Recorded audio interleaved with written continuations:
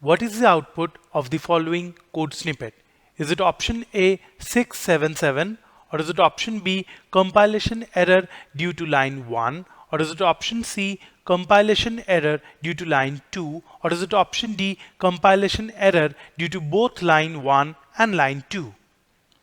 If you look at line 1 and line 2, converting from int to string, here we are trying to convert int to string, as well as converting from string to int. So here we are trying to convert string to int.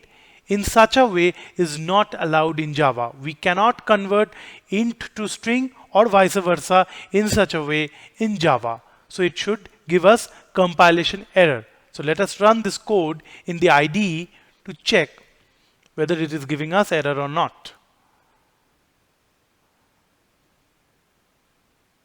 So we are compiling the program,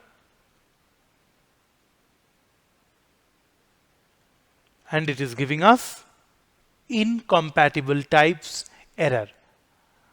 So hence our option D, that is compilation error due to both line 1 and line 2, is the correct answer.